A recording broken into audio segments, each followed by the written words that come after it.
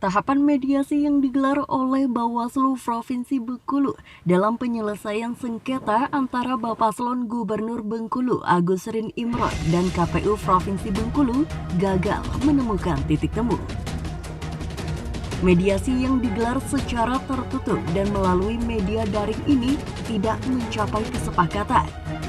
Agus Rin Imron meminta pihaknya diloloskan berdasarkan bukti dan dalil yang mereka miliki tidak dipenuhi oleh termohon, dalam hal ini KPU Provinsi Bengkulu. KPU Provinsi Bengkulu sendiri tetap berpedoman pada keputusan sebelumnya, yakni Agus Rin Imron tidak memenuhi syarat atau TMS sesuai dengan peraturan KPU nomor 1 tahun 2020.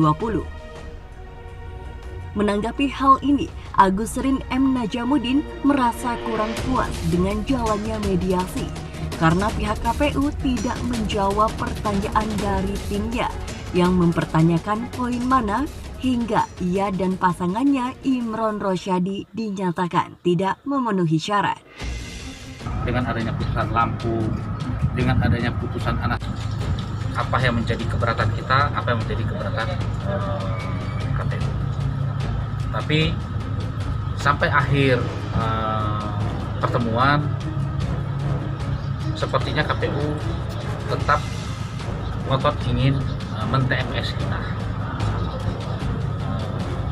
Imron. Itu yang kami tangkap. Mudah-mudahan tangkapan kami ini salah atau keliru, tapi yang kami tangkap seperti itu. Karena tercermin oleh kami bahwa mereka sudah punya kesimpulan sebelum adanya persidangan itu, karena tidak ada ruangan mereka diskusi antar sesama mereka, tapi mereka hanya mendengarkan. Di internal si KPU ini tidak ada mereka terlibat diskusi dengan sesama anggotanya, langsung saja intinya menolak mediasi dan ingin melanjutkan kepada proses mediasi selanjutnya. Sementara itu, setelah proses mediasi tertutup tidak menemui titik temu, Bawaslu Provinsi Bengkulu selaku mediator akan melanjutkan proses sengketa ke musyawarah secara terbuka sesuai peraturan Bawaslu nomor 2. Sudah menyampaikan semuanya, proses dari awal, dia mau data, disampaikan semua.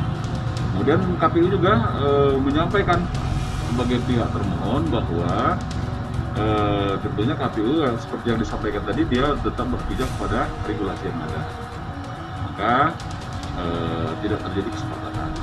Kalau dalam poin-poinnya, poin-poin pemohon dan termohon tadi, poin-poin pemohon pada intinya adalah dia dinyatakan tidak memenuhi syarat ya. Nah, dia mengharapkan untuk memenuhi syarat gitu kan, dengan apa yang disampaikan.